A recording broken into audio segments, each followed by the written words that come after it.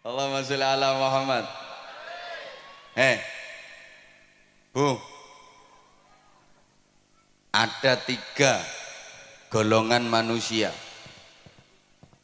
yang ibadahnya sebagus apapun gak akan diterima oleh Allah. Doanya sebaik apapun, sekhusyuk apapun gak akan dikabulkan Allah. Bahkan di akhirat gak bisa menerima syafaat Rasulullah. Rungokno toh.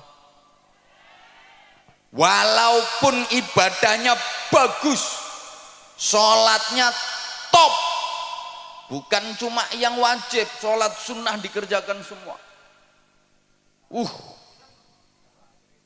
Sujud luar biasa. Sekali nyosop batuk mentol telu. Jadi nyosop 2 kali batuk mentol 6. Selesai sholat gak rupa-rupa rai.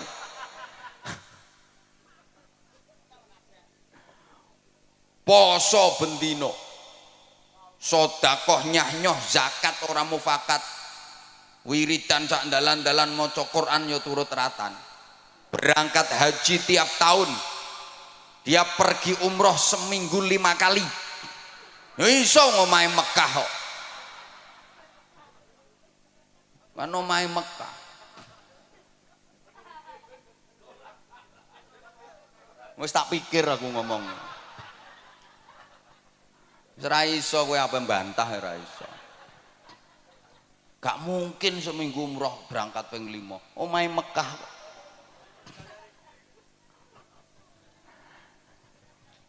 Kalau masuk 3 golongan manusia ini percuma.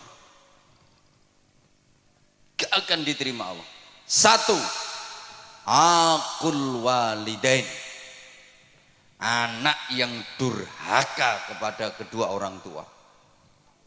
Naudzubillah. Sehebat apapun anak, kalau sampai durhaka kepada orang tua, berani kepada orang tua, menentang orang tua, melawan orang tua, zalim kepada orang tua, menyakiti hati dan perasaan orang tua, menyia-nyiakan orang tua, padahal si anak hidupnya berkecukupan, kaya, orang tuanya hidup menderita, itu dia mentala. Alah wes kadung.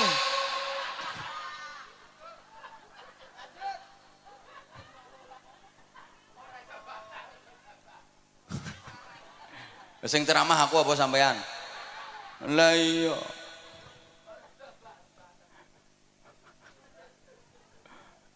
Walaupun ini anak alim, mangan kitab entek 2896, ilmune sundul terop, saking pintere sampai iso ngraji entut. Ngraji angin ini sak gampang, ngraji entut. Begitu tit kok.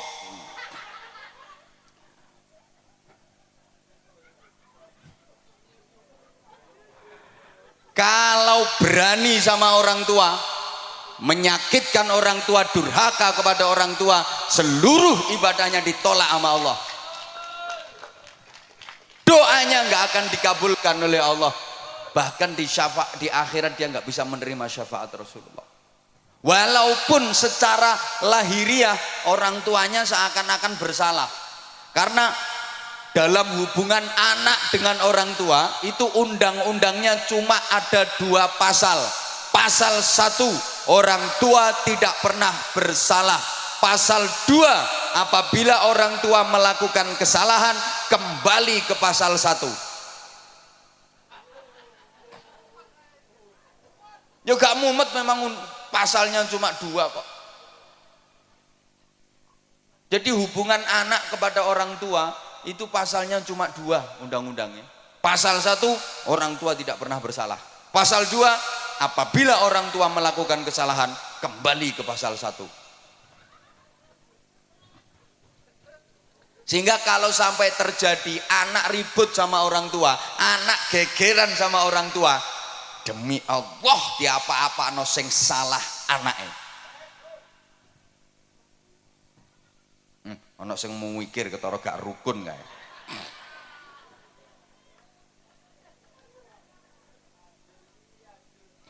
Wajar. Karena nggak ada orang tua, nggak ada anak. Orang tua itu menjadi sarana, lantaran wujudnya manusia di alam dunia, betul? Boleh kene ana sing tanpa wong tua. Dadi marang bejudus teko lemah. Apa meletek teko watu. Maka saya di mana-mana katakan selamanya anak nggak mungkin bisa membalas budi kepada orang tua. Nggak mungkin anak bisa membalas jasa orang tua, nggak mungkin bisa. Orang tua pernah gembol anak, anak nggak pernah gembol orang tua. Wong tua tahu ngeden ngetokno anak, anak gak tahu ngeden ngetokno wong tuane. Ngedene yang ngetokno gedang goreng. Loh, orang tua merawat anak itu lama dan ikhlas, nggak ada yang berharap imbalan. Nah, aku ngerumat kowe sampai 20 tahun. Saiki kon wis dadi tentara. Ayo hitungan sedina aku njaluk upah 50.000. Enggak ada. Lah anak kalau merawat orang tua itu ya cuma sebentar, itu pun pamrih. Sulit ikhlas. Kadang orang tuanya sakit itu. Anak limo iso geger sak dulur. Sing ngramut ya sampean. Oh sampean bagiannya paling akeh kok. Biasanya ngono kuwi lambe-lambe kudungan.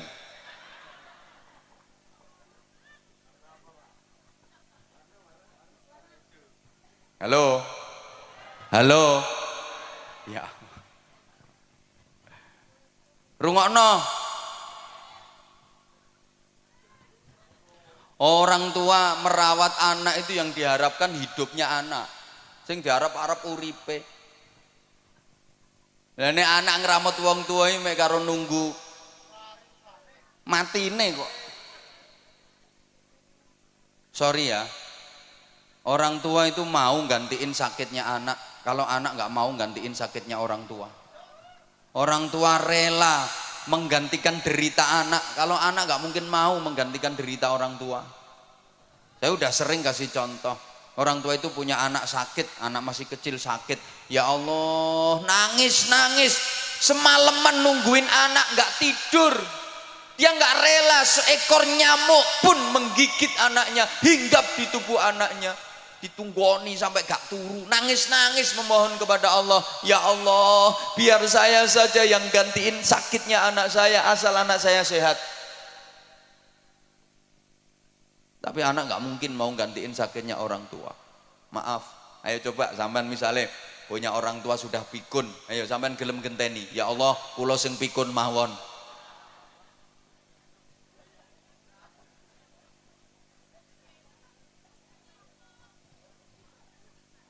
Orang tua tuh punya anak pilek, hidung tersumbat, sing nyumpeli yo umbel, ndak iso ambekan, diapakno? Disedot, dicucup, masya Allah, umbel ya dicucup. Ayo bu, misalnya bapak sampean umbelnya meler, mriki pak kula dilatane pak.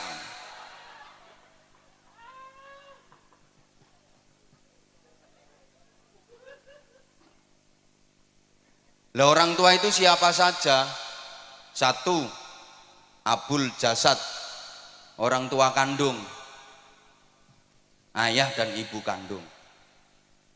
Dua, abur ruh, yang merawat ruh, merawat jiwa, gurunya, kiainya, bunyainya, ustadz ustadzahnya. Hukumnya sama orang tua. Kalau orang tua kandung itu yang merawat jasmani, kalau guru, kiai, bunyai itu yang merawat rohani.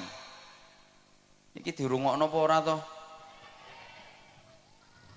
Tiga, yang ngasih pasangan hidup, mertua, sama wajib dihormat. Bu, menantu kalau nggak rukun sama mertua, ya sama itu namanya menantu yang tidak berbakti kepada orang tua, durhaka. Sama. Ada enggak? Ngacung.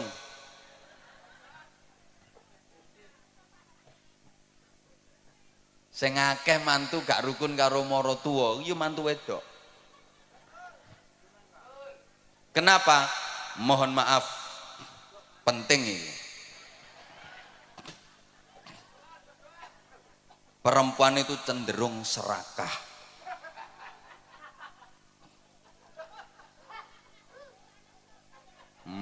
Wong lanang serakah ya eneng kok. Yang mbek kiai wani nyentak apa maneh mbek bojone. Mohon maaf, banyak istri yang tidak merelakan suaminya untuk berbakti kepada orang tua. Banyak suami yang tidak menyadari posisi. Sorry ya, istri sama suami itu beda. Karena istri perempuan, suami laki-laki. Nah iya beda. Istri itu haknya suami. Kalau suami bukan haknya istri, haknya orang tua. Rungokno. Suami itu haknya orang tua. Artinya suami harus lebih memprioritaskan orang tuanya, mementingkan orang tuanya daripada istrinya. Ya sama-sama penting, istrinya penting, orang tuanya penting, tapi perbandingannya lebih dipentingkan orang tuanya daripada istrinya.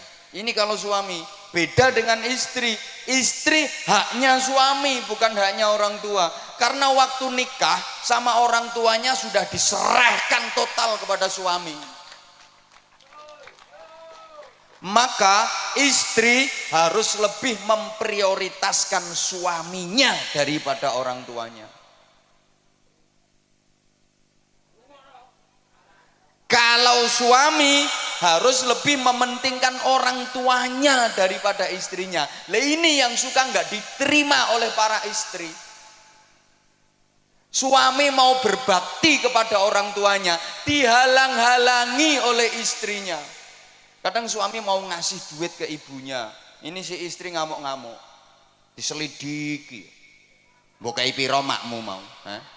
Mbok kei pira makmu mau, mbok kei pira? Ya kekno kabeh kono. Kekno kabeh. Ndang ngusungi rono kabeh. Gawa nang gone makmu kabeh kono. Wis, klambimu nang digerono pisan, bantalmu sak sarungmu usungi rono. Engko bengi nang kelon karo makmu kono.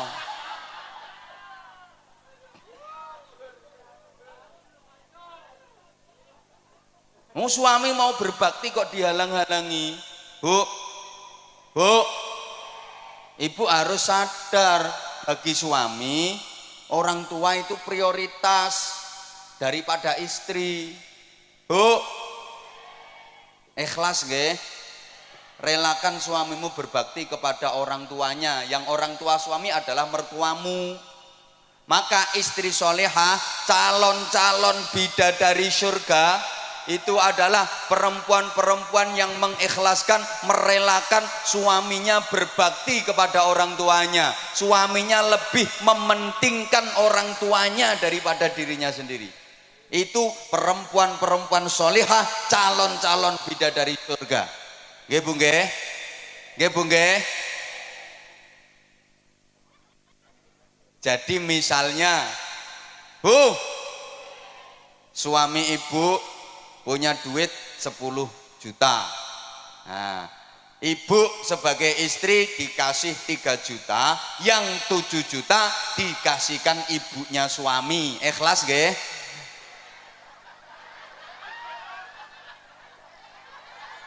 Ikhlas nggih?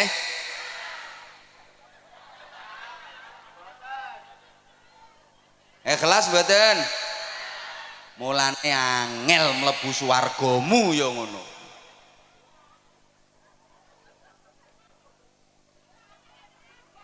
Loh, namanya lebih diprioritaskan ibunya daripada istrinya kok. Jadi nek bojomu kuwi ndek duit 1 juta, sampean sebagai istri dikasih 300.000, yang 700.000 dikasihkan ibunya suami, dikasihkan mertuamu. Ikhlas nggih? Sapa ngomong tak jotos mau?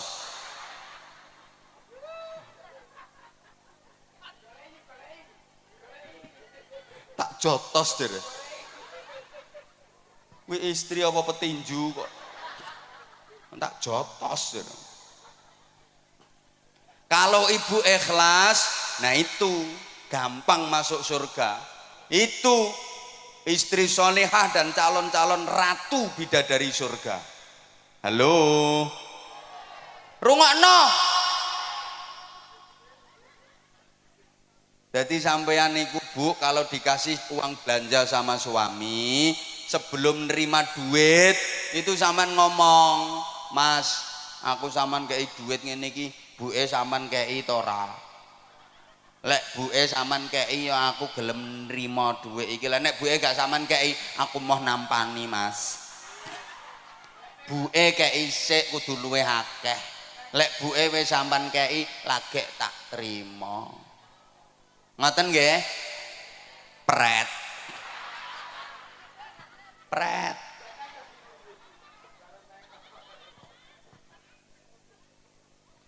Jadi misalnya ibu dibeliin gelang sama suami, sebelum diterima tuh gelang ngomong, "Ya, aku sampean tukono gelang ini iki, ibu sampean tukono apa ora?" Lek ibu sampean tukono ya aku gelem. Lah nek ibu gak sampean tukono, aku mau nganggo ya, gak gelang-gelangan ra apa-apa. Penting ibu timbang aku. Ibu sing ngramut sampean, sengsara, rekoso mulai cilik gedhekno sampean, sorone ra karuan. Aku petuk sampean wis siap pakai. Aku gelem nganggo gelang iki, tapi ibu ya tukono gelang sing luwih gedhe. Ngoten Bu nggih? Alah ra trimo pret nek iki. Pret.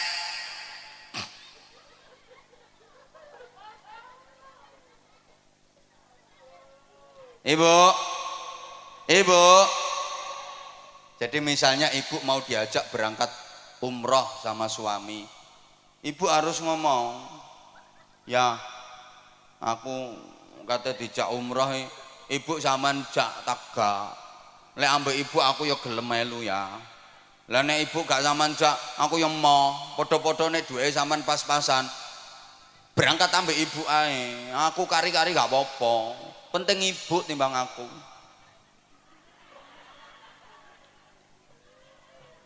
Bapak, sampean sebagai suami Pak, kalau punya istri yang karakternya seperti itu, betul-betul lelaki beruntung di dunia ini. Beja-bejane wong lanang. Subhanallah. Itu istri solihah yang memuliakan suami dunia akhirat. Betul Pak. Kalau Bapak punya istri dengan tipikal seperti itu, aku pesen Pak, ramuten sing apik, jangan sia-siakan. Betul Pak. Perempuan seperti itu Pak, sebelum mati jangan dikubur dulu.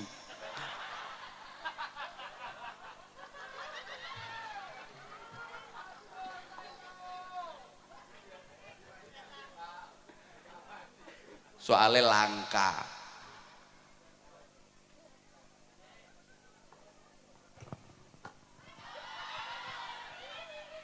Lo udah 1,5 jam loh ini. Yang kedua, Yang kedua,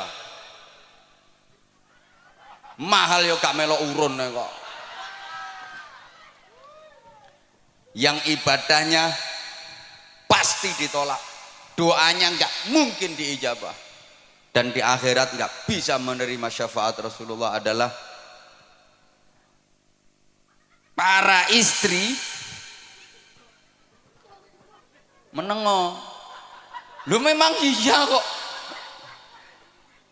Istri-istri yang suka melukai perasaan suami, menyakiti hati suami padahal suaminya benar, dan suka membebani suami di luar batas kemampuannya. Tak baleni. Pengumuman. Ibadah sebaik apapun gak akan diterima Allah, doa sekhusyuk apapun gak akan diijabah Allah, dan di akhirat gak bisa menerima syafaat Rasulullah. Siapa? Istri-istri yang suka melukai perasaan suami, menyakiti hati suami padahal suaminya bener. Aku gak bakal suami sih gak bener. Alah rungokke sik.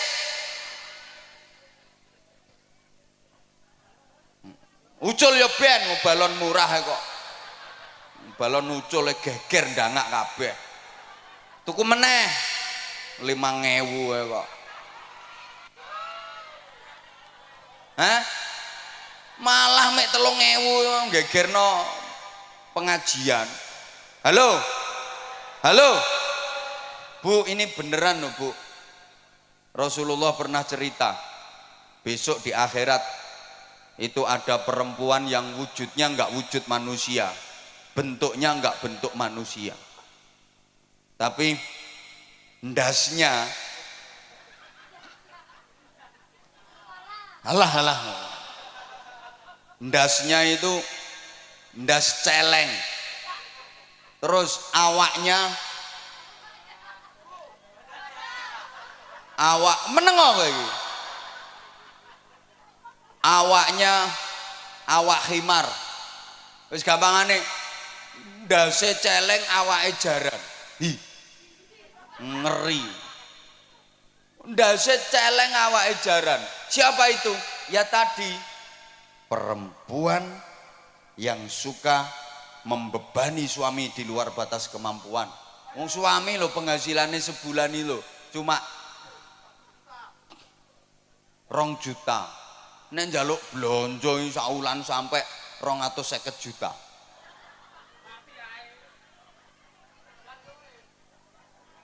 Misalnya perempuan yang suka melukai perasaan suami dan menyakiti hati suami, maka seperti itu akibatnya, ibadahmu gak akan diterima Allah. Tiwas dawir lambemu lah, dikir macam-macam percuma, doa gak diijabah, di akhirat gak bisa mendapat syafaat Rasulullah. Nah sekarang ganti, para suami ya harus fair dong. Yo kok wong wedok ae. Para suami laki-laki rungokno. Yang suka melukai perasaan istrinya, menyakiti hati istrinya, maka akibatnya aku durung tahu krungu keterangannya. Saya belum pernah mendengar keterangannya.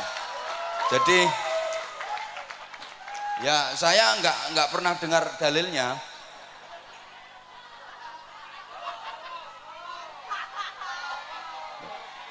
Lah nanti kalau saya sampaikan yo malah keliru kabeh wong. Saya nggak pernah denger kok.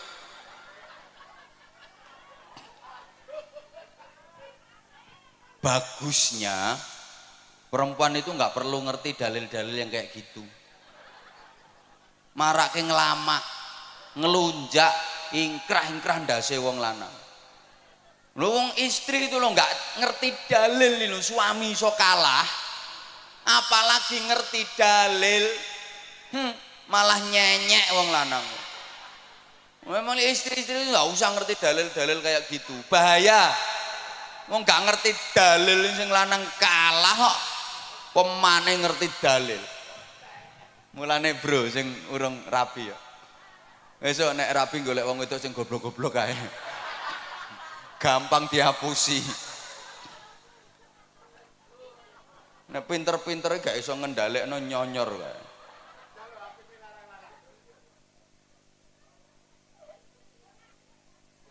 Yang ketiga udah itu berlalu. Yang ketiga, orang yang mutus silaturahim. Itu yang ibadahnya nggak akan diterima oleh Allah. Doanya nggak diijabah sama Allah.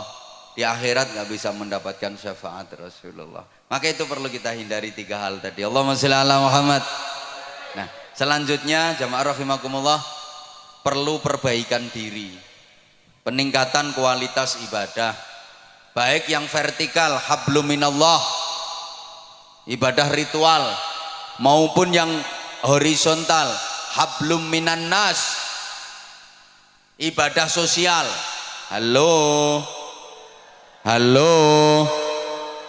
dilanjut apa mboten? Oke, tak imbui. Ya ini ibarat kerja itu lembur berarti. tambahan durasi ya.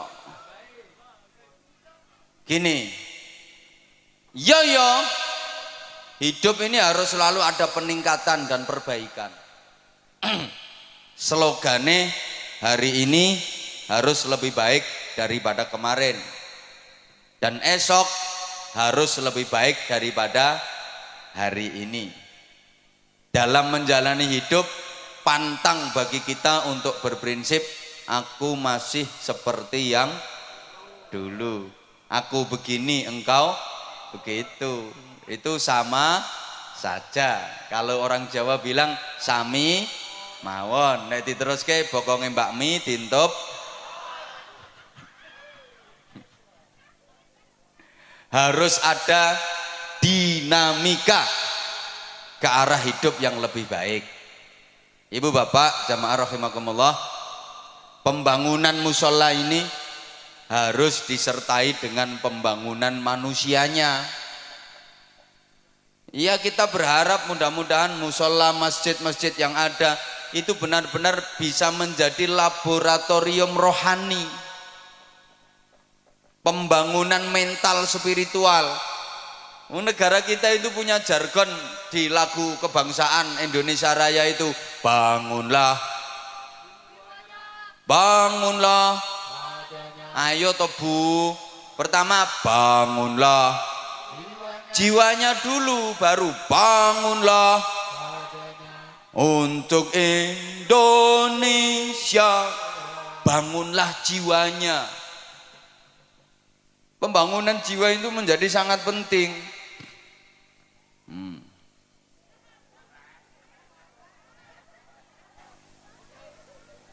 Oke.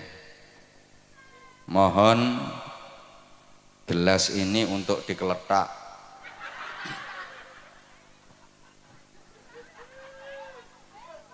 Untuk pembangunan sorban. Nggih. Iya. Nah itu juga termasuk bagian dari perbaikan. Nggih Bu nggih. Bu, saya yakin semuanya bawa duit. Kalau nggak bawa duit nggak apa-apa kok, kalung dilepas, gelang dipelorot nggak apa-apa, nanti biar dijual sama panitia. Ini pasti semuanya bawa duit. Saya nggak percaya kalau nggak bawa duit. Ono yang 100.000, ada yang 50.000, 20.000, 10.000, 5.000, 2.000, 1.000. Nanti kira-kira yang disedekahkan berapa?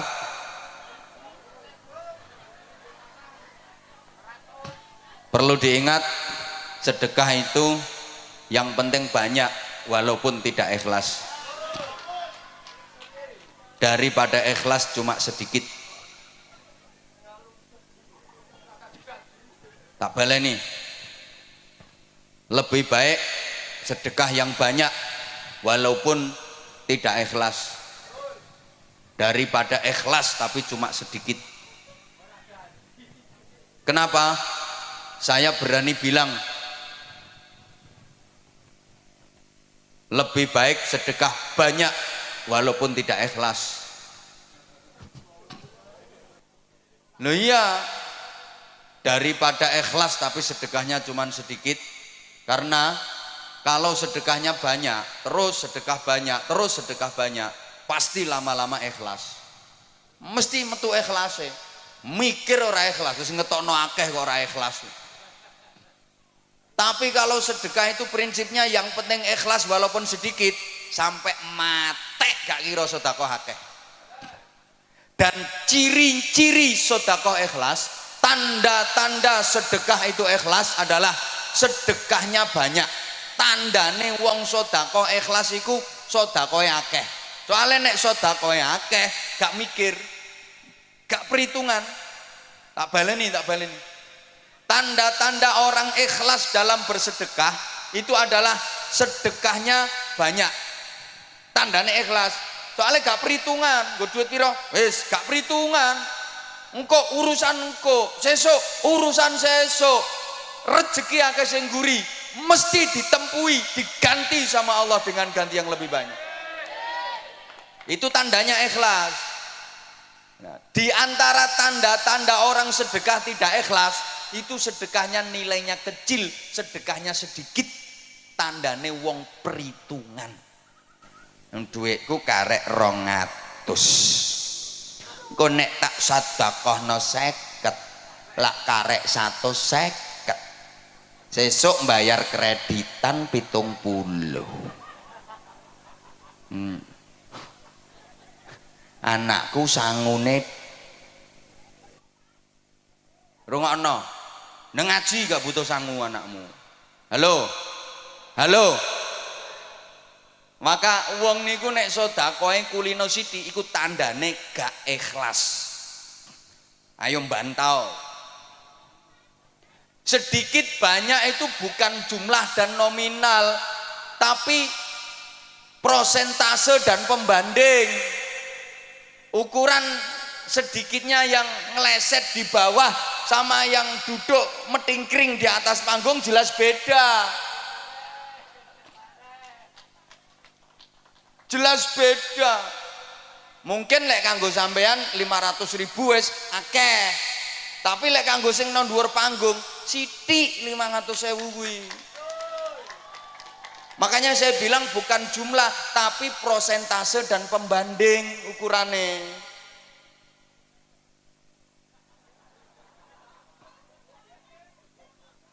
Lah iya, makanya kalau saya katakan di antara tanda ikhlas dalam bersedekah itu sedekah nominalnya banyak, nilainya banyak. Kuwi tandane ikhlas karena dia nggak perhitungan. Tandane wong sedekah gak ikhlas itu sedekahnya sedikit karena dia perhitungan. Halo. Orang yang beramal di dunia tanpa perhitungan, besok di akhirat Allah yo gak perhitungan, langsung dimasukkan surga sama Allah. Itu namanya masuk surga tanpa hisab. Tanpa hisab itu tanpa perhitungan. Siapa yang dimasukkan surga tanpa hisab, tanpa perhitungan? Ya orang-orang yang waktu di dunia amalnya tanpa perhitungan. Malaikat yang meriksa itu langsung didhawuhi sama Allah, kasih instruksi. Malaikat, itu orang waktu di dunia amal tanpa perhitungan.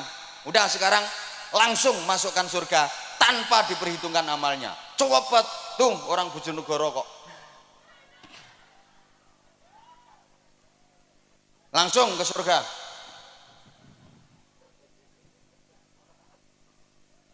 Halo, halo. Lah kalau orang di dunia amalnya penuh perhitungan, besok di akhirat Allah juga penuh perhitungan. Dihitung dulu, amal bagusnya ada berapa, amal jeleknya ada berapa, lebih banyak mana tangannya untuk muter tasbih sama untuk kopek jarene, lebih banyak mana itu diperhitungkan semuanya. Lama perhitungan itu, paham gak? Paham gak? Ada yang masuk surga bi ghairi hisab, tanpa hisab, itu artinya tanpa diperhitungkan amalnya. Orang-orang yang waktu di dunia melakukan amal tanpa perhitungan, besok di akhirat Allah memasukkan surga tanpa perhitungan. Tapi kalau amal di dunia diperhitung sok no akhirat awas diperhitung karo Gusti Allah.